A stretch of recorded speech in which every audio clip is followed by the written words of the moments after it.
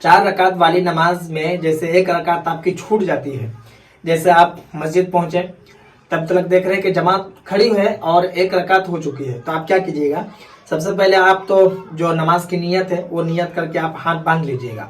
यहाँ आपको सना नहीं पढ़ना है, ठीक है। इमाम साहब तिलावत कर रहे हैं, आपको बिल्कुल सुनना है, ना आपको यहाँ सना पढ़ना है, ना औज़ुबिल्लाह बिस्मिल्लाह पढ़ना है, ना यहाँ सूरा फातिहा ना सूरा कुछ नहीं पढ़ना है। इमाम साहब रुकू में जाएंगे, आपको भी रुकू में चले जाना है। तो 4 रकात वाली नमाज है, तो आप 3 रकात आपकी हो गई, इमाम साहब की 4 रकात हो गई। जब इमाम साहब की 4 रकात हो जाएगी, यानी कि सारे लोगों की 4 रकात हो जाएगी और आपकी बस 3 ही रकात होगी, तभी आपकी 1 रकात बाकी है। तो यहाँ क्या है कि इमाम साहब और सारे नमाजी जो पढ़ेंगे वो तशहुद पढ़ेंगे, तहियातु लिल्लाहि वस्सलातु मुकम्मल, उसके बाद दुरूद इब्राहिम पढ़ेंगे, उसके बाद दुआए माशूरा पढ़ेंगे। सलाम फेरने से पहले पढ़ा जाता है, लेकिन आपको क्या पढ़ना है, यहाँ पर आप तशहुद पढ़िएगा, यहाँ अत्तहियातु लिल्लाहि वस्सलातु ये मुकम्मल पढ़िएगा। बहुत सारे लोग दुरूद इब्राहिम दुआए माशूरा भी पढ़ लेते हैं, तो जो बताया गया है कि आप तशहुद पढ़िएगा और तशहुद पढ़ने के बाद अगर आप चाहें तो उसी को दोबारा पढ़ लीजिएगा, यानी कि तशहुद ही को पढ़ लीजिएगा, या फिर आप खामोश बैठे रहिएगा, ठीक है। उसके बाद जब इमाम साहब सलाम फेरेंगे तो आप जो है खड़े हो जाना है आपको। जब आप खड़े हो गए तो आपको फिर से हाथ यहाँ तक उठाने की जरूरत नहीं है, क्योंकि नमाज आपकी शुरू हो चुकी है, ठीक है।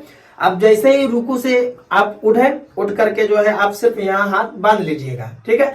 हाथ बांधने के बाद अब यहाँ आपको क्या क्या पढ़ना है जिसको आप समझिए, क्योंकि बहुत सारे लोगों को यही नहीं समझ में आता कि क्या पढ़ना है आखिरी रकात में। तो यहाँ आपको सना पढ़ना है। सना इसलिए पढ़िएगा क्योंकि पहली रकात में सना पढ़ी जाती है, और अगर आपको सना याद नहीं है तो आप मत पढ़िएगा, आप औज़ुबिल्लाह बिस्मिल्लाह पढ़ करके आप सूरा फातिहा पढ़िएगा, ठीक है। क्योंकि ये रकात आप अकेले पढ़ रहे हैं, इसलिए आपको सूरा पढ़ना है और सूरा फातिहा पढ़ना है। और इमाम के पीछे अगर जो रकात आपको मिली है उसमें आपको कुछ नहीं पढ़ना है, इसलिए उसमें इमाम साहब पढ़ रहे हैं, ठीक है। बात समझ में आ गई आपको। तो यहाँ पर आपको सूरा फातिहा पढ़ना है, अल्हम्दुलिल्लाहि रब्बिल आलमीन अर्रहमानिर रहीम मुकम्मल। और यहाँ पर जो सूरा आपको याद है वो सूरा आप पढ़ लीजिएगा। अगर छोटा सूरा याद है जैसे सूरा इखलास या फिर सूरा काफिरून, सूरा नास, इस तरीके से जो सूरा आपको याद है वो आप पढ़ लीजिएगा। अब पढ़ने के बाद आप फिर से अल्लाहु अकबर बोल करके रुकू में जाइएगा, फिर से आप सजदा में जाइएगा। अब सजदा में जाने के बाद फिर जब आखिरी रकात आपकी होगी, यानी कि आप जैसे बैठ गए, आपकी तो एक ही रकात छूटी थी तो आप जैसे आखिर में बैठ गए, तो अब यहाँ पर आपको क्या क्या पढ़ना है, क्योंकि आप तो इमाम साहब के साथ तशहुद वगैरह पढ़ लिए, तो बहुत सारे लोग सोचते हैं कि अब हमको तशहुद नहीं पढ़ना है बल्कि बस हमको सलाम फिर देना है। तो ऐसा नहीं है। अब जब बैठिएगा तो ये आपकी आखिरी रकात हुई, ठीक है, आखिरी कायदा हुआ आपका। अब यहाँ पर आपको तशहुद पढ़ना है, यहाँ पर फिर से आपको तशहुद पढ़ना है, तहियातु लिल्लाहि वस्सलातु, और दुरूद इब्राहिम भी इस बार आप पढ़िएगा, अल्लाहुम्मा सल्ली अला मुहम्मद व अला आलि मुहम्मद, जो पढ़ा जाता है पढ़िएगा। उसके बाद दुआए माशूरा जो आपको याद है आप उसको पढ़िएगा, ठीक है। यहाँ पर एक बात ये बता दूं कि अगर आपको दुरूद इब्राहिम दुआए माशूरा नहीं याद है तो आप तशहुद जरूर पढ़ लीजिएगा, क्योंकि ये वाजिब है। और अगर आप याद नहीं है तो ये आपकी मजबूरी है, आप उसको याद कर लीजिए, ठीक है। अब दुरूद इब्राहिम दुआए माशूरा पढ़ने के बाद अब यहाँ पर आपको सलाम फेरना है।